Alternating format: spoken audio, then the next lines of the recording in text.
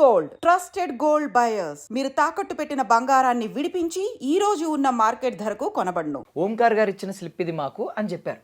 అంటే ఇప్పుడు దాని తర్వాత ఏమనుకున్నారంటే అందరూ ఓంకార్ గారి చేతిలోనే ఉంటది, జడ్జిమెంట్ కూడా ఓంకార్ గారి చేతిలోనే ఉంటది అని విన్నారు. అదేమన్నా నిజం అసలు? లేదు. ఈ షోలో నేను జెన్యున్గా అంటే మా సెకండ్ టైం వర్క్ చేస్తున్నాను. డాన్స్ అకౌంట్ సీజన్ 1 కూడా చేశాను. స్టార్టింగ్ నుంచి అసలు స్క్రిప్ట్ అనేది ఉండదు. అందరూ అనుకుంటాం టీవీ. నేను కూడా ఆడియనే ఒకప్పుడు. నేను కూడా ఆటా షోస్ చూసిన ఉన్నాయి. అప్పుడు నేను ఇంకా డాన్స్ నేర్చుకుంటున్నా. అట్లాంటిది ఇప్పుడు వాళ్ళతోటి నేను వర్క్ చేస్తున్నాను అన్నప్పుడు ఐ ఫీల్ సో గ్రేట్. అయితే ఒకప్పుడు నేను కూడా అనుకునేటోడిని, ఇదంతా స్క్రిప్టెడ్, వీళ్ళు అరుచుకునేదంతా స్క్రిప్టెడ్ అనుకునేవాడిని.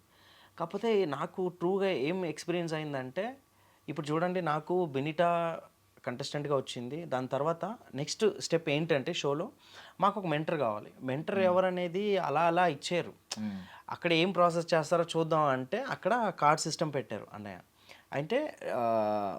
అంటే ఎవరు చూస్ చేసుకోవాలనేది ఏం లేదు. ఎవరు వస్తే వాళ్ళే మెంటర్. నీ నంబర్ ఇస్తారు ఫస్ట్. సో 1 2 3 4 5 నంబర్స్ ఫస్ట్ తీయాలి. సో నాకు 1 వచ్చింది అనుకోండి. 1 వచ్చిన వాళ్ళు చూస్ చేసుకోవచ్చు. 5 బాక్సులు ఉంటాయి. సో ఆ బాక్స్లో ఎవరు ఉన్నారో కూడా తెలియదు, ఎవరు ఏ నంబర్ సెలెక్ట్ చేస్తారని కూడా తెలియదు కదా. ఇప్పుడు ఓంకార్ అనే చెప్పడు కదా మీరు ఇదే చూస్ చేసుకోండి అని. సో అందరు టెన్షన్. అక్కడి నుంచే ఫస్ట్ ఓపెనింగ్ ఎపిసోడ్ నుంచే టెన్షన్. అయితే మాకు ఎవరు వస్తారో తెలీదు. నాకేమో ఇద్దరు పర్సన్స్ చాలా క్లోజు. ఒకటి యష్ మాస్టర్, ఇంకోటి మానస్. అయితే మానస్ బ్రో వచ్చినా ఓకేనా మనకి, యష్ మాస్టర్ వచ్చినా okay. So end of the day మనకు తెలిసిన వాళ్ళు మనకి మెంటర్ ఉంటే ఇంకొక పాజిటివ్నెస్, అంటే వాళ్ళు మనకి దగ్గరగా ఉండి మనకి సపోర్ట్ ఇవ్వచ్చు. మారల్ సపోర్ట్ కానీ, వచ్చి హెల్ప్ చేసేది కానీ ఏదో చేస్తానన్నమాట. చూస్తే మానస్ సెలెక్ట్ చేసేసుకున్నాడు. వేరే కంటెస్టెంట్ వెళ్ళిపోయింది.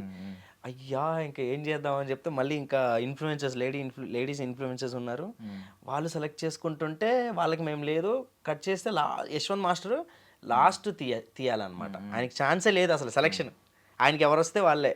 అందరు చూస్ చేసుకున్నారు, యష్ మాస్టర్ ఒక్కరు చూస్ చేసుకోలేదు. అలానే మమ్మల్ని కూడా ఎవరు చూస్ చేసుకోలేదు. కట్ చేస్తే ఓపెన్ చేస్తే యష్ మాస్టర్ మాకు మెంటరు. చాలా హ్యాపీ ఫీల్ అయ్యాం. అంటే గ్రహాలన్నీ గట్టిగా అనుకూలించినట్టు మళ్ళీ ఇంకా డబల్ అయింది నా కాన్ఫిడెంట్. అరే ఇంకా షో స్టార్ట్ అవ్వకముందు ఇంత పాజిటివ్ ఏంటి నాకు అని చెప్పి ఐ వాజ్ వెరీ హ్యాపీ. ఈ షో నేను చాలా హ్యాపీగా చేశాను అనమాట. అంటే స్టార్టింగ్ నుంచి నాకు ఏ ప్రాబ్లమ్స్ లేకుండా, కొద్దిగా ఉండేవే ప్రాబ్లమ్స్, అవి అందరు కొరియోగ్రాఫర్స్కి ఉంటాయి. బట్ హార్ట్ఫుల్గా ఎంజాయ్ చేసుకుంటూ ఒక మజా వచ్చిందనే ఫీల్లో ఈ సీజన్ మొత్తం అలా అయిపోయింది పాజిటివ్గా. ఒకవైపు యష్ మాస్టర్ ఎప్పటికప్పుడు ఫోన్ చేసి కనుక్కునేవాడు. ఒక్కొక్కసారి స్టూడియోకి వచ్చేటాడు ఆయన. స్టూడియోకి వచ్చి ఏం చేస్తున్నారు చూపియండి అనేటోడు. సో ఇంకొకటి సపోర్ట్, ఏం కాదురా మనమే టాప్లో ఉన్నాం, బాగా చేయండి, ఐడియాస్ ఇవ్వడం కానీ. సో ఇలా చాలా సపోర్ట్ ఉన్నింది యష్ మాస్టర్స్ కూడా. సో అలా బాగైంది ఈ సీజన్. జాతకం ఏమైనా చూసుకుని వచ్చారా ముందు? ఏం లేదు, బాగా అనుకూలంగా. నాదేంటంటే అన్ని షోలు మనం గెలవం. మన బెస్ట్ మనం ఇవ్వాలనేదే నా ఇది. అంటే మనం ఏదైనా చేస్తే we should do it full on heart and soul పెట్టి చేసేయాలి కంప్లీట్గా ఏదైనా కానీ. తర్వాత రిజల్ట్. ఇప్పుడు నేను ఈ సీజన్ విన్ కాకపోయినా కూడా ఇంత హ్యాపీగా ఉండేవాడిని. ఎందుకంటే మనం వర్క్ చేసేటప్పుడు హ్యాపీగా ఉండాలి అంతే.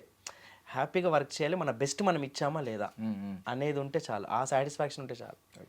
సో ఇప్పుడు డి నుంచి సీజన్స్ అన్ని కంటిన్యూ అవుతూ ఉన్నారు. అవును. బేసికల్లీ ఒక కమెంట్ ఉంటుంది, అంటే మీరు అది తప్పుగా అనుకోకండి, ఇంతమంది అభిమానులు చూస్తున్నారు కాబట్టి దానికి అన్ని రేటింగ్స్ ఉన్నాయి, ఇన్ని సీజన్స్ అది కంటిన్యూ అవుతుంది, ఎక్కడ మేము తప్పుగా అనట్లేదు. బట్ కమెంట్ చేసే వాళ్ళు కొంతమంది ఉంటారు, ఏమనంటే డ్యాన్స్ తక్కువ, జిమ్నాస్టిక్స్ ఎక్కువ, ఇలాంటి మాటలు అంటూ ఉంటారు. వాటిని మీరు ఎలా చూస్తారు అసలు? జిమ్నాస్టిక్స్ అనేది అది స్పోర్ట్స్ కింద వస్తుంది. ఇప్పుడు డాన్స్లో సర్కస్ ఎక్కువ అంట, సర్కస్ అని అంటారు. అది యాక్చువల్లీ ఇప్పుడు సర్కస్ అనే వర్డ్ అది రాంగ్, అది నా వరకు. ఎందుకంటే మనం ఒక డాన్స్ పర్ఫార్మెన్స్ అనేది ఒకటి డిజైన్ చేస్తాం. కొరియోగ్రాఫర్ అనేటోడు డిజైన్ చేస్తాడు ఫస్ట్. ఆ డిజైన్ చేసేది ఎలా చేస్తాడంటే, ఇప్పుడు మూవీస్లో అనుకోండి కట్ మీద తీస్తారు. నువ్వు అప్పుడు 8 కౌంట్స్ అయినా చేయొచ్చు, 16 కౌంట్స్ అయినా చేయొచ్చు, 2-3 కౌంట్స్ కూడా చేసుకోవచ్చు. ఆడియన్స్కి చూడడానికి మ్యాజికల్గా ఉండాలి. అదే పర్ఫార్మెన్స్ అంటే మనం అది గ్రాఫ్ అనేది ఒకటి డిజైన్ చేయాలి. సో మేము నార్మల్గా ఒక గ్రాఫ్ వేసుకుంటాం. ఈ ఈ సాంగ్లో ఓపెనింగ్ ఇలా ఉండాలి, ఇక్కడ నుంచి వెళ్తూ వెళ్తూ వెళ్తూ ఇక్కడ ఏదైనా చేయాలి. ఎందుకంటే ఆడియన్స్ అనేటోళ్ళు లైవ్లో చూసేటప్పుడు అతను ఒక 4 మినిట్స్ చూడాలి. నువ్వు 4 మినిట్స్ నార్మల్గా ట్వింకిల్ ట్వింకిల్ లిటిల్ స్టార్ లాగా చేస్తే అది దానికి మీనింగ్ ఉండదు కదా. ఆ ప్లాట్ఫామ్ మీద నీకున్న టాలెంట్ చూపించాలి along with the dance. So మేము ఏం చేస్తామంటే ఈ జిమ్నాస్టిక్ అనేది కాకుండా దాన్ని మేము పవర్ మూవ్స్ అంటాం. ఒక పవర్ మూవ్, ఒక 16 to 32 కౌంట్స్ డాన్స్ చేసి తర్వాత ఒక పవర్ మూవ్, ఆ పవర్ మూవ్ కొంచెం యూనిక్గా ఉండేటట్టుగా, అంటే కొంచెం ఆక్రోబాటిక్స్ త్రూ ఒక సపోర్ట్ తీసుకుంటాం, లేదా జిమ్నాస్టిక్స్ త్రూ కొంచెం తీసుకుంటాం, లేదంటే వాళ్ళకి మార్షల్ ఆర్ట్స్ ఏదైనా తెలిసి ఉండొచ్చు, ఫ్లిప్స్ కొడతొచ్చేమో, అలా మేము ఆ డాన్స్ని దాన్ని మిక్స్ చేసి అరే వా అనేలాగా ఒక కంపోజ్ చేస్తాం అనమాట. సో దాన్ని జస్ట్ యూజ్ చేసుకుంటాం. So that doesn't mean complete circus. So maximum డాన్సే ఉంటుంది. జస్ట్ ఒక పర్ఫార్మెన్స్ని ఎలివేట్ చేయడం కోసం ఒక ఒక పవర్ మూవ్ అనేది చాలా ఇంపార్టెంట్. లైక్ సినిమాల్లో అంటే 10-15 మినిట్స్కి ఒక ఎలివేషన్ సీన్ అలా డాన్స్ ఆడియన్స్ కూర్చోకుండా అలాగా యా. సో ఒక వావ్ క్రియేట్ చేయాలి, జనరేట్ ఒక మ్యాజిక్ చేయాలి. సో ఇప్పుడు మనం అది యూజ్ చేస్తేనే మ్యాజిక్ అని కాదు, అన్ని పర్ఫార్మెన్స్లో అది చేయలేము. ఏదో ఒక పర్ఫార్మెన్స్లో అలా చేస్తాం, ఇంకొక పర్ఫార్మెన్స్లో ఏం చేస్తాం, వేరే ప్రాపర్టీస్ పెట్టి ఏదో చేస్తాం. సో కంప్లీట్లీ డాన్సే ఎక్కువ ఆలోచిస్తూ ఉంటాం అనమాట. So according to me complete circus అనేది రాంగ్. సో ఎక్కడో ఒక దిక్కున మనం వాడతాం, అది కూడా మనం ఒక పర్ఫార్మెన్స్ని ఎన్హాన్స్ చేయడానికి. సో అది నార్మల్గా కొరియోగ్రాఫర్స్ డిజైన్ చేస్తూ ఉంటాం. అది అండ్ జడ్జెస్ గురించి కూడా ఒక మిస్కన్సెప్షన్, అంటే తెలియకుండా రకరకాల నడిపిస్తూ ఉంటారు కదా. ఎలా నడిపిస్తూ ఉంటారంటే షోస్లో మ్యాక్సిమం ఈ జడ్జెస్ రియాక్షన్స్ అన్ని ముందే రికార్డ్ చేసి పెట్టేసుకుని దానిలో ఎడిటింగ్లో సింక్ చేస్తారు. ఇలాంటివి వింటూ ఉంటాం. లేదు దాని గురించి క్లారిటీ ఇవ్వాలి, మీరే ఇవ్వాలి. ఏదున్నా డాన్స్ అంటే ఇప్పుడు మేబీ వేరే షోస్లో చేయొచ్చేమో, వేరే reality shows, I mean not dance, singing షోస్లో చేయొచ్చేమో, లేకపోతే అది మనకు తెలియదు, బికాజ్ నాకు ఎక్స్పీరియన్స్ లేదు. మేము ఓన్లీ డాన్స్ షోస్ చేస్తూ వచ్చాం కదా. మేము ఏదైతే డాన్స్ ఒక పర్ఫార్మెన్స్ చేస్తామో అది మొత్తం కంప్లీట్ లైవ్ ఉంటుంది. జడ్జెస్ ఒక బ్రేక్ తీసుకున్నా కూడా వచ్చి కూర్చునే వరకు పర్ఫార్మెన్స్ అవ్వదు. అందరూ వచ్చి కూర్చొని సెటిల్ అయినాకనే ఒక పర్ఫార్మెన్స్ అవుతుంది. వాళ్ళ ముందు పర్ఫార్మెన్స్ ఎంత ఉంటుందండి, మహా అంటే 3.5 minutes 4 minutes, లేదంటే 3 minutes ఉంటుంది. ఆ 3 minutes వాళ్ళు లైవ్ చూస్తారు, చూసి ఆ లైవ్లో క్రియేట్ అయ్యే ఇంపాక్ట్తోనే వాళ్ళు కమెంట్స్ ఇస్తారు. ఓకే, అంటే సింగిల్ స్టెప్లోనే అవుతుంది. అవును, ఇది తప్పు ఆలోచన. అంటే షార్ట్స్ అనేవి రియాలిటీ సినిమాలో లాగే మేకింగ్ చేస్తారనే ఫీలింగ్ ఉంది చాలా మంది. అస్సలు ఇంకా కావాలంటే జడ్జెస్వి ఏమన్నా ఎంట్రీస్ ఉంటాయి చూడండి.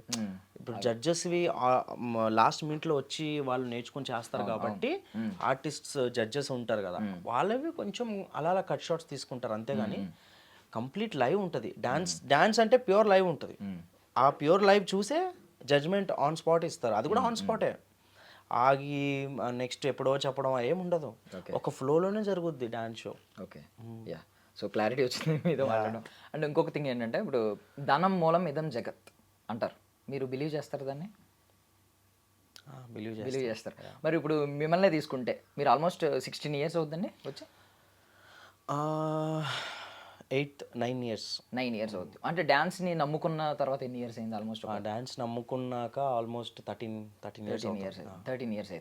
అంటే ఇదే 13 years వేరే ఫీల్డ్లో పెట్టుంటే, అంటే మీరు కళ్ళు ఎదురుకుండా చూసుంటారు, బాగా సంపాదించే వాళ్ళు, ఈవెన్ సాఫ్ట్వేర్ వాళ్ళు కూడా సంపాదిస్తున్నారు. అంటే దానికి కాంపిటీషన్ తక్కువ మీరు దీన్ని కంపేర్ చేసుకుంటే. బట్ మీరు ఎంతైనా మీకు ఒక సాటిస్ఫాక్షన్ ఉంటుంది. అండ్ మిమ్మల్ని ప్రొనౌన్స్ చేసినప్పుడు కూడా మాస్టర్ అని పిలుస్తారు ఎవరు పిలిచినా. అది డాన్సర్ అవనివ్వండి, డాన్స్ నేర్చుకునేవాడో కాకపోయినా, పెద్దవాడు అవనివ్వండి, చిన్నవాడు అవనివ్వండి, అదొక తెలియకుండా ఒక లోపల ఒక హ్యాపీనెస్ క్రియేట్ అవుతుంది. బట్ మీరు ధనం మూలం ఏదైనా జగత్తుని బిలీవ్ చేస్తే మీరు ఇదే ఎఫర్ట్, ఇదే ఇన్వెస్ట్మెంట్ వేరే దగ్గర పెడితే ఇంకా బాగా సంపాదించేవారు కదా. అంటే ఇప్పుడు అది ఏదైతే నమ్ముతానో దాన్ని ఈ పనిలో నమ్ముతాను అనమాట. అంటే ఇప్పుడు ఈ వర్క్ మనకి నచ్చింది చేసుకోవాలి. ఫస్ట్ ఏంటంటే మనకి నచ్చింది మనం చేయాలి. సో ఇప్పుడు నేను అది బిలీవ్ చేస్తా, కాకపోతే అది ఏదైతే బిలీవ్ చేస్తానో అది నాకు నచ్చిన వర్క్లోనే నేను తీసుకుంటాను, నాకు నచ్చిన వర్క్లోనే నేను అది క్రియేట్ చేసుకుంటా. సో బికాజ్ నా యూనివర్స్ని నేను క్రియేట్ చేసుకున్నాను. బికాజ్ ఇప్పుడు ఈ ఫీల్డ్కి రావాలని నేనే చూస్ చేసుకున్నాను, ఎవరు నాకు చెప్పలేదు, నేనే వచ్చాను. సో నాకు అది దాని మీద నమ్మకం ఉన్నా కూడా అదేమున్నా నేను దీంట్లోనే కష్టపడి సెట్ చేసుకోవాలనేది నా నమ్మకం. యా, నాకు అర్థమైంది ఇప్పుడు క్లియర్గా. ఏం అర్థమైందంటే మీరు సంపాదించాలనుకుంటున్నారు, దీనిలోనే సంపాదించాలి. ఎంత అనుకుంటున్నారు అమౌంట్ అంతా దీనిలోనే సంపాదించాలి. దీంట్లోనే చేయాలి అంతే. అది కష్టమో నష్టమో ఇక్కడే పడి చావాలి, ఈత కొట్టాలి. Super super. So first of all I mean మీకు బేసిక్గా చాలామంది మీ లైఫ్లో చాలామంది క్రిటిక్స్ ఉంటారు, అంటే మిమ్మల్ని తప్పులు వెతికే వాళ్ళు, అప్రిషియేట్ చేసేవాళ్ళు, రెండు ఉంటారు. మీ లైఫ్లో బిగ్గెస్ట్ క్రిటిక్ ఎవరు అసలు? ఇప్పుడు దీని తర్వాత వాళ్ళ రెస్పాన్స్ ఏంటి? అంటే నేను ఇంతవరకు నాకు క్రిటిక్స్ అనేది నాకేం ఎక్స్పీరియన్స్ కాలేదు. మేబీ ఉండొచ్చేమో, మనకి మన వర్క్స్ నచ్చకుండా ఉండేటోళ్ళు కూడా ఉండొచ్చు సోషల్ మీడియాలో. ఐ మీన్ క్రిటిక్ అంటే నేను కొంచెం కరెక్ట్ చేసేవాళ్ళు, పాజిటివ్ వేలో చేస్తున్నాను. క్రిటిక్ అంటే కావాలని నెగిటివ్ చూపించే వాళ్ళు కూడా ఉన్నారు. అలా కాకుండా పాజిటివ్ వేలో కొంతమంది చెప్తా ఉంటారు. బాగాలేనప్పుడు బాగాలేదని చెప్తారు, బాగున్నప్పుడు సూపర్ మావా అని కూడా చెప్తారు. నా ఫ్రెండ్స్ ఒకరిద్దరే నా ఫ్రెండ్స్. సో ఏమున్నా నేను వాళ్ళతో షేర్ చేస్తూ ఉంటా. నాకు తమ్ముడులాగా ఉన్న ఒక అబ్బాయి ఉంటాడు, చారి అని. సో నేను ఫస్ట్ ఏమున్నా అతనికి చెప్తాను అనమాట. సో ఇది అంటే రాంగ్ అంటే రాంగ్ చెప్తాడు, రైట్ అంటే రైట్ చెప్తాడు, అంటే స్ట్రైట్ ఫార్వర్డ్గా ఉంటాడు అనమాట. అండ్ ఇంకోటి నా చెల్లితో కూడా ఎక్కువ కాంటాక్ట్లో ఉంటాను. ఫ్యామిలీ అనుకోండి మెయిన్లీ, ఇంకా ఫ్యామిలీ మెంబర్స్. మనకి ఫ్యామిలీనే మెయిన్, మనకి ఫస్ట్ మనం కరెక్ట్ చేసే ఫ్యామిలీనే అండి, తర్వాతే ఇంకేదైనా. ఇందాక ఫ్రెండ్స్ గురించి మాట్లాడుతుంటే స్కూల్ డేస్ గుర్తొచ్చింది. మీరు ఒక మాట అన్నారు, టీచర్లు చక్కగా చదువుకోరా ఎందుకు రండి డ్యాన్స్. ఇప్పుడు ఆ చక్కగా చదువుకున్న వాళ్ళే మామ ఒక ఫోటో తీసుకుందాం అంటారు. ఎగ్జాక్ట్లీ కదా. అంతెందుకు నా ఫ్రెండ్సే ఉన్నారు, నా ఫ్రెండ్సే